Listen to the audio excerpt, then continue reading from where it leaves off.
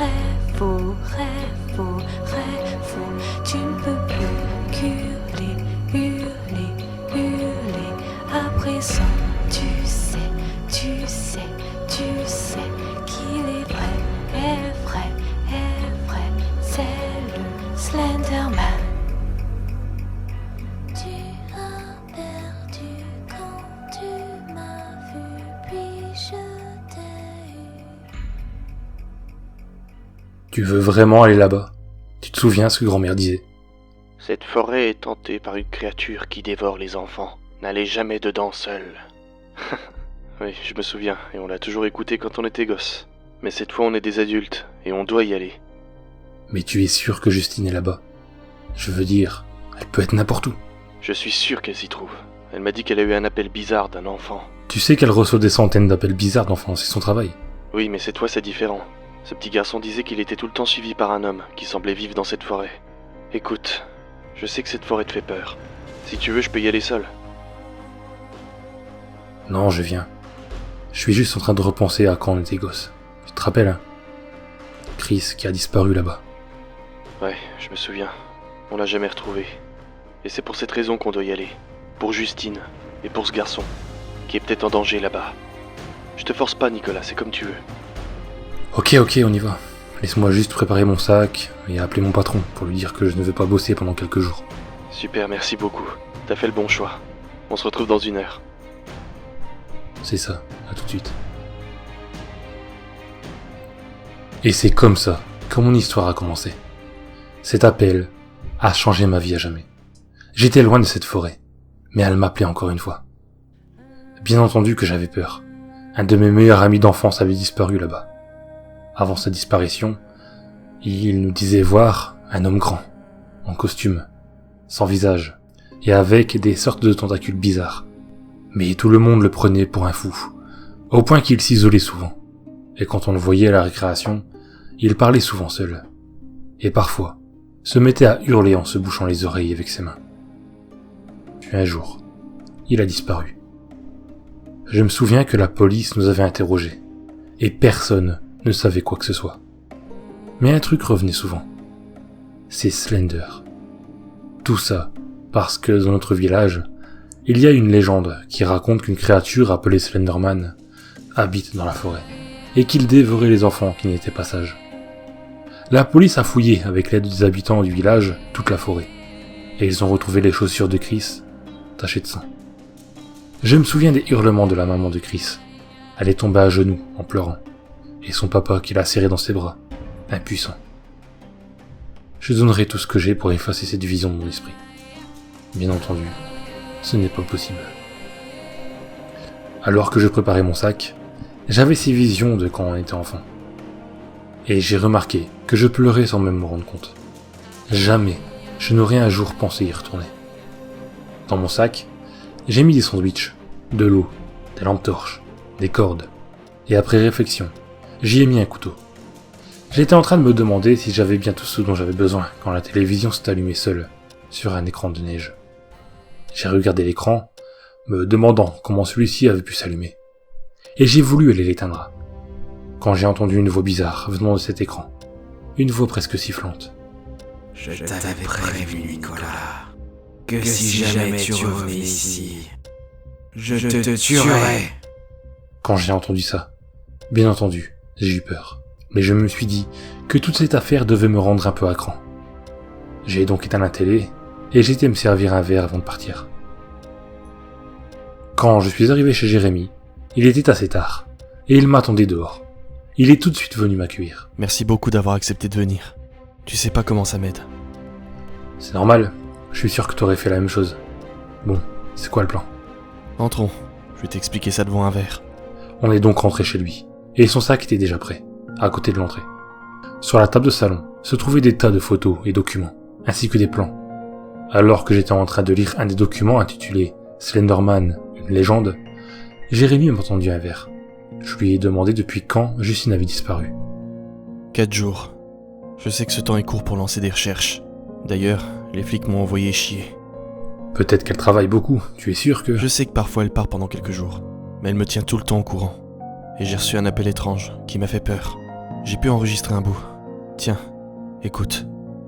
Je sais que le petit est dedans, l'entrée sous cet arbre. Il y a des restes d'enfants. Je ne sais pas si je vais survivre. Je te demande de ne... Comme t'as pu l'entendre, le reste a été coupé. Elle est en danger. Le sans-visage. C'est exactement ce que je pense. Slenderman. Et on va aller lui botter le cul. Tu sais que d'après ce que nous a raconté grand-mère, il est quasiment invincible. Sauf que j'ai trouvé quelqu'un qui a survécu à cette chose. Et on va aller le voir. Quoi? Tu veux dire que quelqu'un a vraiment rencontré cette créature et a survécu? Déjà que j'ai du mal à croire que ce monstre existe, je suis sûr que c'est quelqu'un qui est complètement tordu. Tu sais qu'il y a plein de gens qui disent avoir vu des extraterrestres, et devine quoi? Que dalle! Je sais qu'elle dit la vérité. Et on va la rencontrer ce soir. Bon, dès que t'as fini ton verre, on y va. N'oublie rien.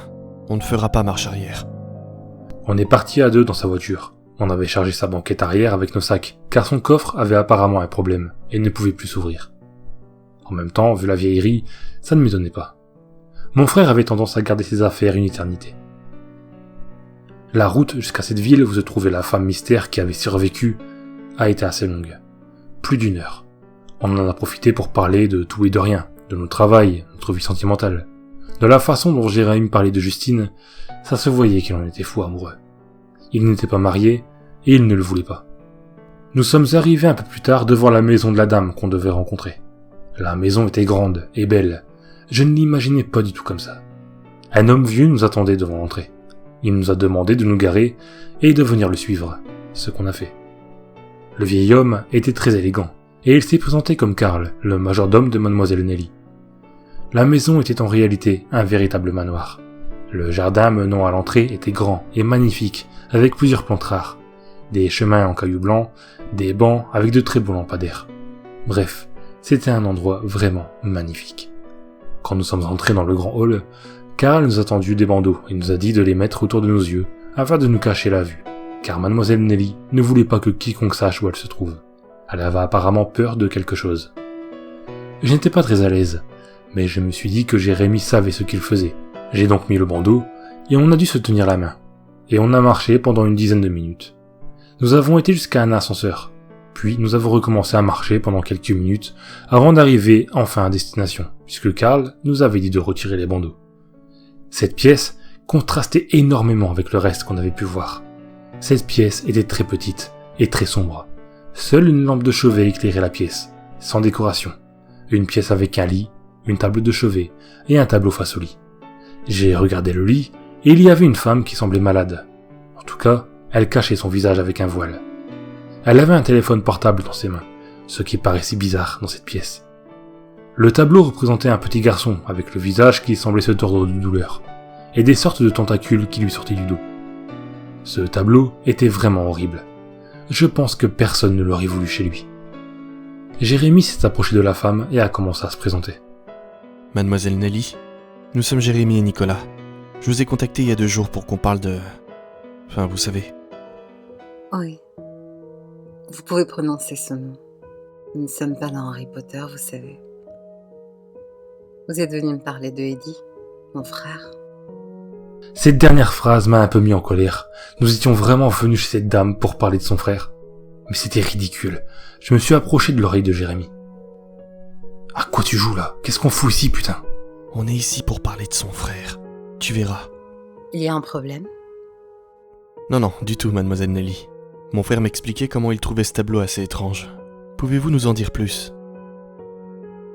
Ce tableau représente mon frère lors de sa métamorphose. Sa métamorphose? Qu'est-ce que vous voulez dire? Racontez-moi ce que vous savez de Slenderman.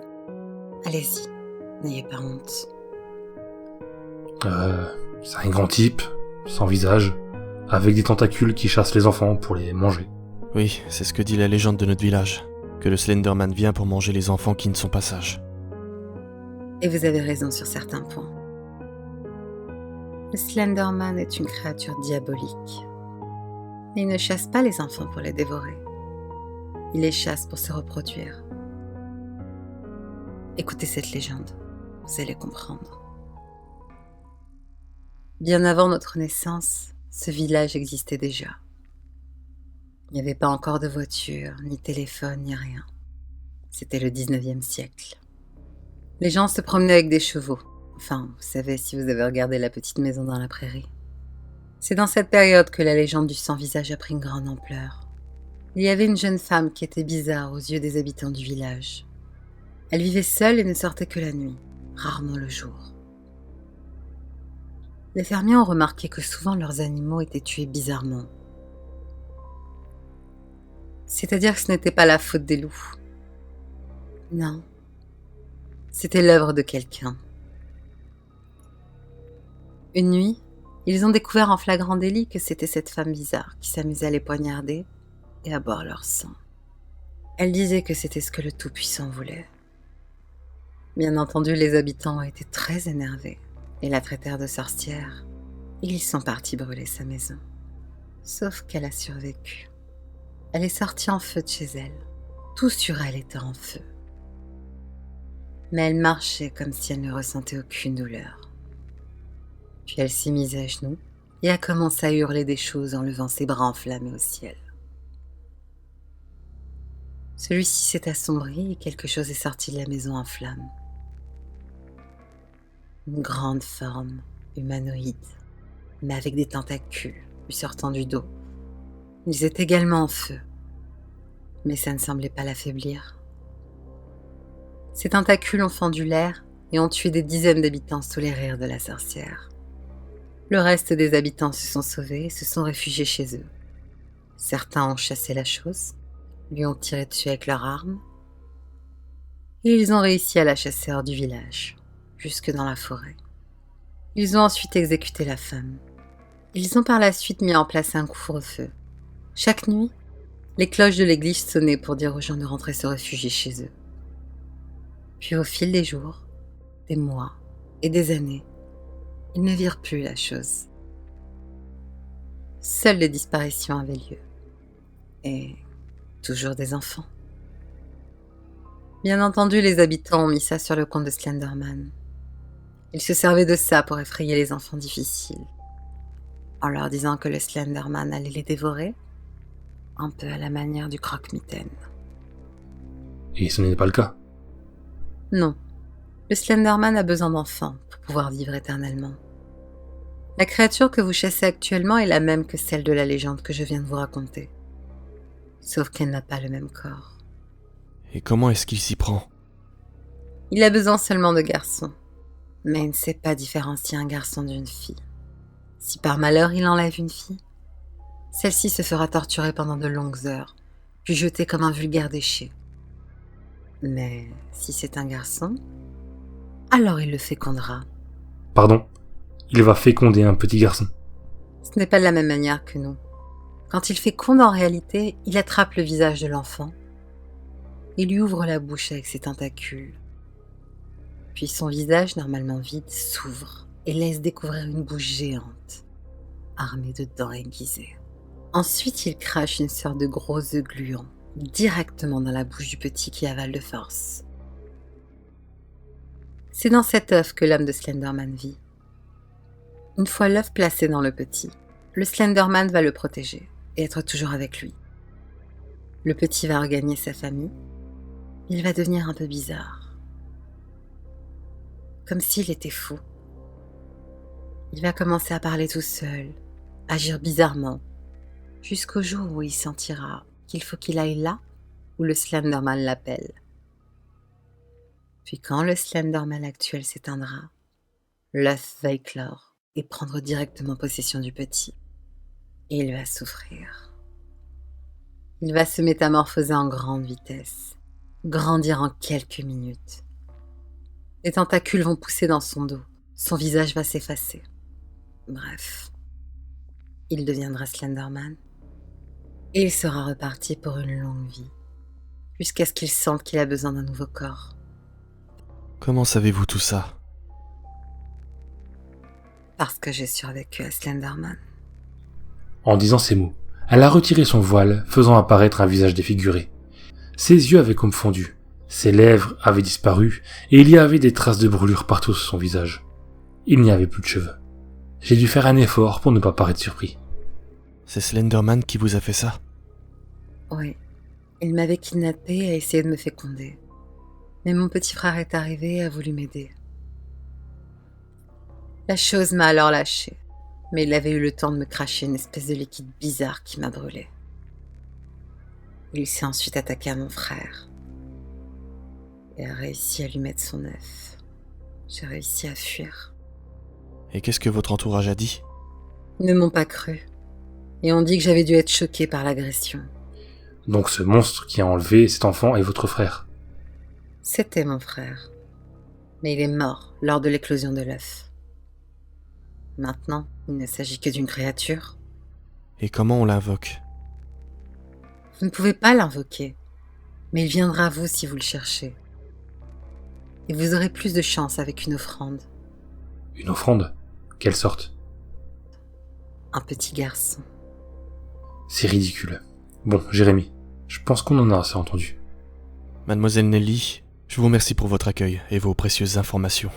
Nous devons y aller, avant qu'il soit trop tard.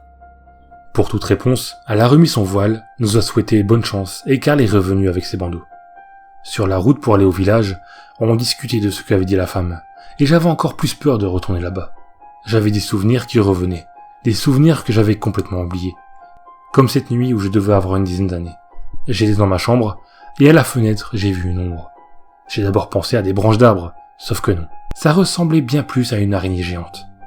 Quand je me suis levé pour aller voir dehors, j'ai vu cette chose, le Slenderman, devant ma fenêtre. Ses tentacules, déployés qui s'agitaient dans tous les sens et qui frappaient contre ma fenêtre. Il était habillé avec un costume et portait une cravate. Mais celle-ci était tachée de sang. Je me souviens avoir hurlé, et quand mon père et mon frère sont arrivés, il n'y avait plus rien. Je ne comprenais pas comment j'avais pu oublier ce souvenir. J'en ai reparlé à Jérémy, et il m'a dit que lui aussi avait vécu quelque chose. C'était quand je regardais la télé, tu te souviens? Elle était dans le salon, face à la porte de la cave. Un jour, vous étiez sortis faire les courses et j'étais seul. J'ai allumé la télé, et j'ai regardé les dessins animés. J'ai entendu la porte de la cave grincer. Tu te souviens du grincement horrible de cette porte? Comment l'oublier? Parfois j'ai l'impression de l'entendre encore. Eh bien, je me suis retourné, et il n'y avait personne. Sauf que, quand j'ai regardé dans le reflet de l'écran, j'ai vu un homme en costume devant la porte. Il n'avait pas de visage, ou plutôt, il semblait effacé.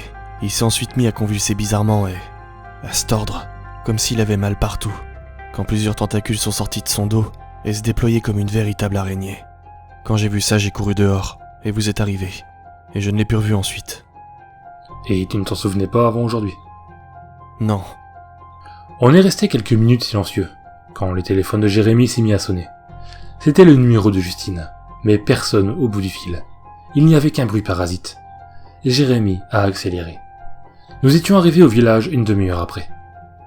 Le village avait beaucoup changé depuis notre départ il y a quelques années. Il y avait beaucoup d'habitations qui étaient abandonnées, et le peu de maisons restants avaient leurs fenêtres cachées avec des planches clouées. J'ai demandé à Jérémy s'il pouvait passer devant notre ancienne maison, celle où nous vivions avec nos parents avant leur mort. La maison était toujours inoccupée. L'herbe dans le jardin avait atteint une grande hauteur. Tu veux rentrer dedans? Pour être honnête, j'en suis pas sûr. Mais tant qu'on est ici, pourquoi pas? Nous sommes descendus de la voiture, et le village était extrêmement silencieux. On pouvait entendre notre propre respiration.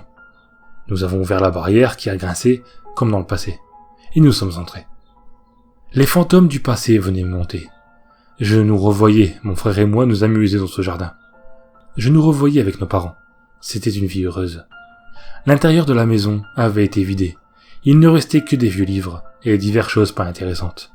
Nous sommes montés à l'étage, l'escalier craquait comme avant. Et je me rappelais quelle marche il fallait éviter pour éviter de le faire craquer plus. Dans mon ancienne chambre, il y avait des posters de groupes que j'aimais quand j'étais gosse. Et il y avait plein de dessins que j'avais faits. J'en ai décroché un, il représentait la forêt avec un homme grand devant. Un homme en costume, sans visage, avec de grandes tentacules sortant de son dos. Je ne me souvenais pas avoir dessiné ce truc. Alors que je regardais ce dessin, Jérémy était dans sa chambre à lui. Je regardais les autres dessins. Ils étaient tous avec ce personnage. J'allais rejoindre mon frère pour lui montrer quand j'ai entendu frapper au carreau. J'ai regardé et j'ai poussé un hurlement. Il était là, à m'observer par la fenêtre. Ses tentacules frappaient le carreau avec force. J'ai entendu sa voix dans ma tête. Il va te tuer. Il va tuer tout le monde ici. Puis il a disparu. J'ai fini par hurler, ma tête était sur le point d'exploser. Pendant que j'entendais sa voix, j'avais l'impression qu'on m'enfonçait des choses dans le cerveau.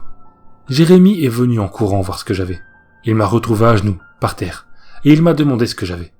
Je lui ai dit que le Slenderman était là, et je lui ai répété ce qu'il m'avait dit. Ne crois pas un seul mot de ce qu'il raconte. D'ailleurs, on va y aller maintenant.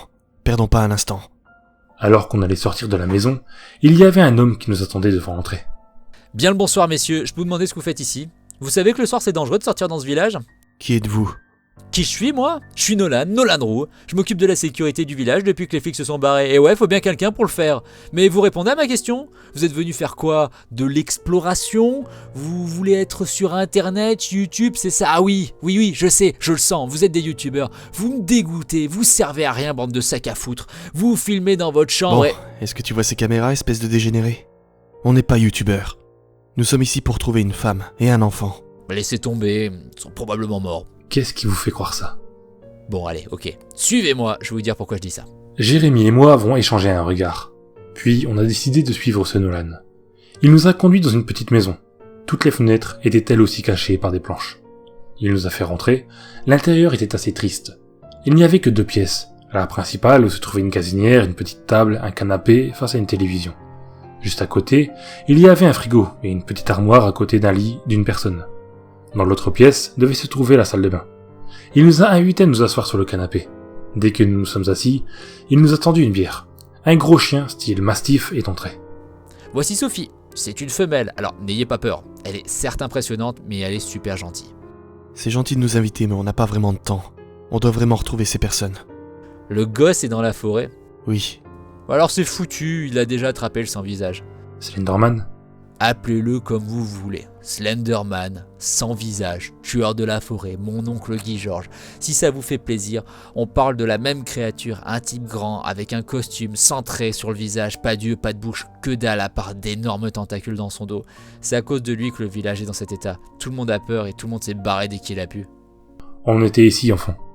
Mais ce n'était pas encore comme ça quand nous sommes partis. Que s'est-il passé? C'était environ 5 ans. Une petite fille était portée disparue ici même. On savait tous que c'était le sans-visage, bien que personne ne voulait l'admettre. Les parents de la fillette ont décidé de se rendre dans la forêt avec des armes pour chasser le monstre, et ça a plutôt mal tourné. Ils ont été retrouvés morts à 17h, et les flics ont dit que c'était un accident de chasse. Tu vois un peu l'esprit? Un accident de chasse. Et le soir même de cette attaque, le monstre est venu en ville. Il est rentré dans plusieurs maisons et... je peux pas vous le dire. Je sais qu'il n'a pas tué, mais il a poussé les gens à le faire. On a retrouvé des cadavres criblés de balles, des membres mutilés, bref, quelque chose d'affreux, un véritable carnage.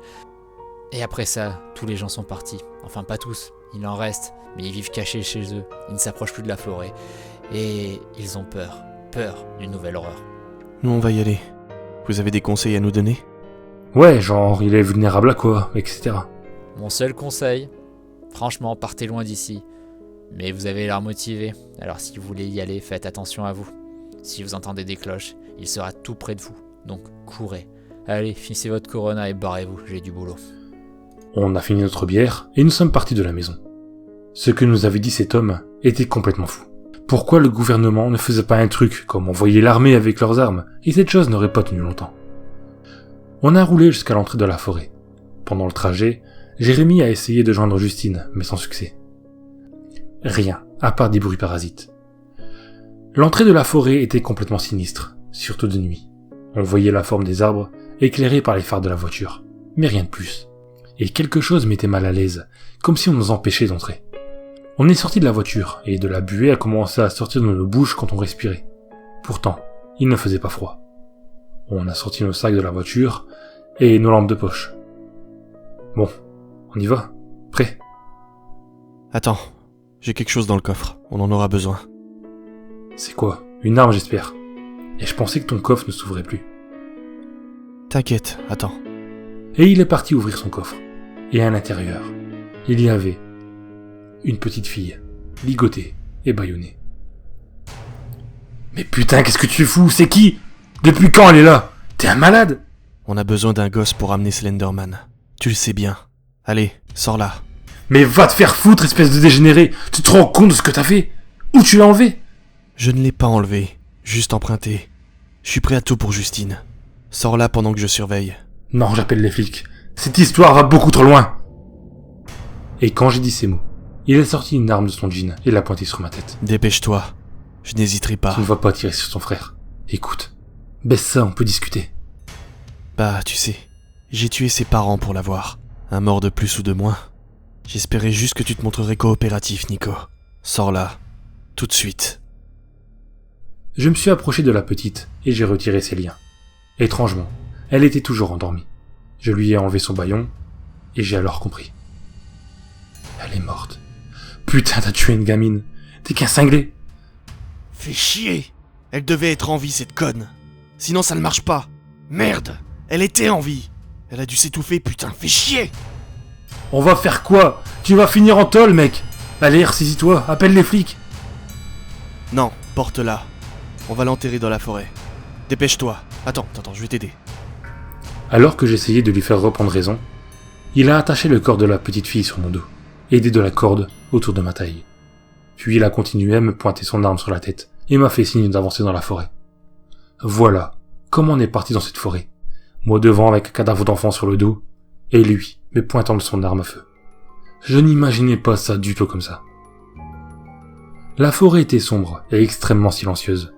On n'entendait pas d'animaux, ni même le craquement des arbres. La lumière de nos lampes faisait un petit effet glauque, et on se serait cru dans le projet Blair Witch. On a marché quelques mètres juste devant nous, quand je me suis arrêté. La petite sur mon dos avait fait un faible chuchotement. Aide-moi. Je n'en revenais pas, j'étais certain qu'elle était morte. J'ai fait un faible signe de tête pour lui dire que j'avais entendu, puis je me suis remis à marcher. Jérémy était toujours derrière moi, en train de me pointer avec son arme. Je ne savais pas où on allait, tout se ressemblait ici. Mais au moment où je m'étais dit que, si cette petite était vivante, cela voudrait dire que Slenderman allait venir. Quelque chose est alors apparu devant nous. On l'a éclairé. C'était lui, le Slenderman, à une vingtaine de mètres de nous. Il était très grand et effrayant, mais il n'avait pas de tentacules. Il tenait juste la main à un petit garçon et à Justine, qui semblait vraiment mal en point. Quand Jérémy a vu Justine, il a crié son nom, puis il s'est mis à tirer sur la créature. Ça nous a tellement surpris que la petite a poussé un cri. La créature a disparu. On regardait partout autour de nous, mais rien. Jérémy a alors pointé du doigt la petite. Tu m'as menti, Nicolas. Mais au moins elle nous servira. Détache-la. On doit la sacrifier. Va te faire foutre, on la laisse en vie. Sauf que ce n'est pas toi qui décides. T'as intérêt à faire ce que je te dis, ou je te tire une balle dans la tête. Tu veux vraiment que Justine meure? Réfléchis, on peut la sauver. Tu as raison. Attends, aide-moi. Il a souri, il s'est approché de moi, alors que la petite pleurait. Une fois qu'il était assez près de moi pour m'aider à enlever le nœud, je lui ai mis un coup de tête, ce qui l'a déséquilibré et fait perdre son arme que je me suis empressé de ramasser et de pointer sur lui. Il s'est relevé, il avait le nez en sang. Il a levé les mains. Tu n'es pas un tueur. Toi non plus, tu as été atteint de folie. Alors qu'on était en train de discuter, on a entendu des cloches se mettre à sonner. Puis le vent a soufflé. Jérémy s'est mis à sourire. Le voilà. Tu vas faire quoi maintenant? Ta gueule. Ferme ta gueule. Il est où? À ce moment, la petite s'est mise à crier et à pointer du doigt derrière elle. Le Slenderman était là, grand, et cette fois ses tentacules étaient sortis. Et sa voix a retenti dans ma tête. Je te l'avais dit. Il va te tuer. Il va tuer tout le monde ici. J'avais tellement mal à la tête que j'en suis tombé à genoux. Puis j'ai vu le Slenderman s'approcher à toute vitesse, comme s'il planait. Et je ne me souviens plus de rien. Je me souviens juste m'être réveillé dans une grotte humide et grande, éclairée par des torches sur les murs. J'étais attaché avec des chaînes sur une des parois, en position debout, seulement les bras attachés par le haut. J'avais du mal à voir, mais j'ai cru distinguer la petite, qui elle était assise à terre à côté d'un petit garçon, et Justine, accrochée face à moi. Par contre, son visage était tuméfié, elle semblait évanouie. Et il y avait le Slenderman, face aux enfants, qui semblaient leur parler dans leurs esprits. Je cherchais un peu partout où était Jérémy, mais je ne le trouvais pas. Il n'est pas ici. Il s'est sauvé comme un lâche. Je t'avais prévenu, Nicolas, que si jamais tu revenais ici, je te tuerais. Tu mens. Il est où? La douleur dans mon crâne était atroce, mais j'essayais quand même de résister à l'envie de hurler. Il est mort. Tu veux le voir? Retourne-toi. Je n'y croyais pas, mais je me suis quand même retourné. Et là, j'ai poussé un hurlement. Il y avait le corps de Jérémie, attaché lui aussi, mais le visage complètement arraché. Puis il a disparu. Il s'est sauvé. Il n'est pas mort, contrairement à toi. Mais avant, tu vas avoir l'honneur de voir ma transmission. C'est une chance exceptionnelle, car personne de ceux qui ont assisté à ma transmission sont encore en vie. Tu te trompes, espèce de pourriture. Nelly est encore en vie. Être obligé de rester allongé parce qu'elle est détruite, je n'appelle pas ça vivre. J'espère que tu es prêt. Et sur ces mots, il a parlé à haute voix. Sa voix résonnait partout dans la grotte. Comment t'appelles-tu, petit? Fiona, ne me faites pas de mal. Je ne peux pas te le promettre, mais tu seras en vie jusqu'à ce que mon nouveau corps ait besoin de toi. Sauf que c'est une petite fille, espèce de bigleux. Tu sais bien que ça ne marchera pas. Je t'ai assez entendu. Quand il a dit ces mots, j'ai senti une grosse douleur au niveau de mes lèvres, et j'ai senti comme si on me cousait la bouche. Et c'était le cas. Ma bouche était en train de se faire coudre. C'était complètement irréaliste et douloureux. Je ne pouvais plus rien faire, sauf à assister à une scène d'une épouvantable horreur.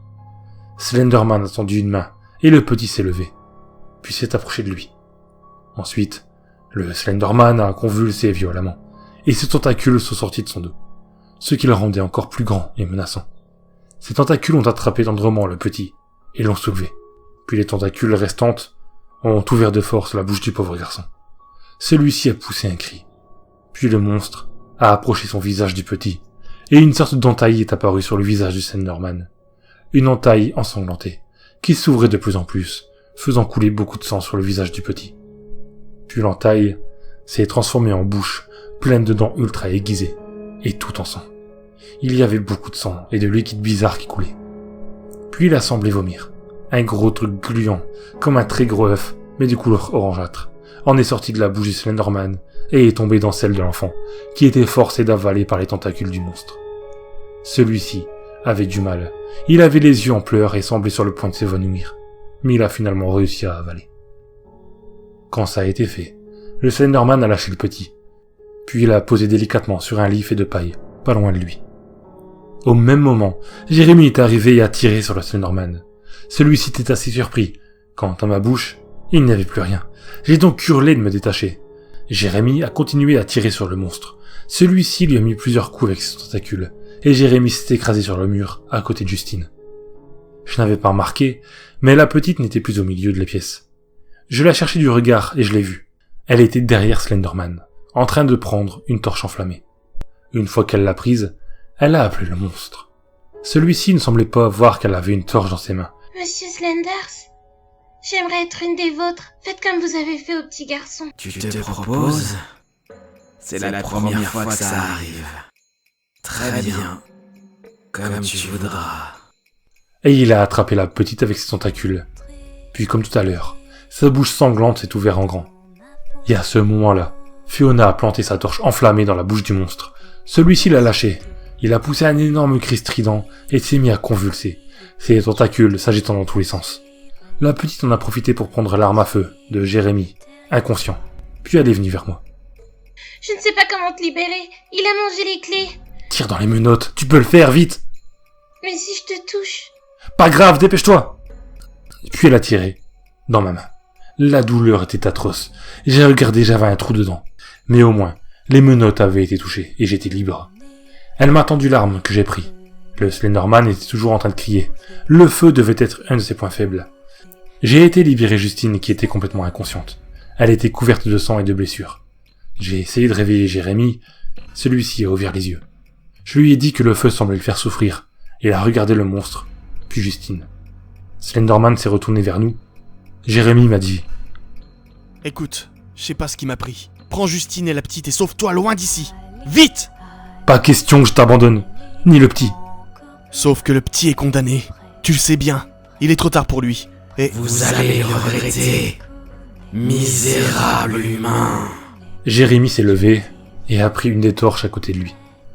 Puis il s'est approché de Slenderman et s'est jeté sur lui, les faisant tomber tous les deux sur le lit de paille, ce qui a fait un immense feu.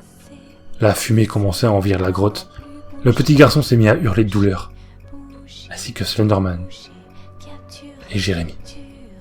Je n'ai pas hésité une seconde de plus. J'ai porté Justine, j'ai pris la main de la petite, et j'ai couru le long du tunnel qui a amené ici. Le bout du tunnel était une sorte de puits. Il y avait une échelle qui amenait vers le haut. On pouvait voir le ciel étoilé. J'ai dit à Fiona de vite grimper, pendant que j'attachais Justine comme j'avais fait avec elle quelques heures plus tôt. Puis je suis monté. On se trouvait dans la forêt, mais curieusement, on pouvait mieux respirer. C'était beaucoup plus accueillant, même si c'était la nuit. On a regardé dans le puits, et on voyait les flammes qui commençaient à venir ici. La fumée était épaisse. Jérémy et le petit garçon devaient être morts, et je priais pour que cette chose aussi. On a couru vers la sortie de la forêt, et on est venu ici, dans cette voiture. Et comme tu peux le voir, la forêt est en feu. Je pense que c'est une bonne chose. On peut dire ça. Mon chéri est mort. Et le petit garçon que je devais sauver aussi. Jérémy s'est sacrifié pour te sauver. Ainsi que moi et la petite qui, je le sais, est ici à cause de lui. Démarre, partons d'ici. Et j'ai démarré la voiture, et nous sommes partis loin d'ici. Les habitants sortaient de leur maison pour voir la forêt en feu. Et ils nous applaudissaient. Je pense qu'on est plus près d'entendre parler de ce Slenderman.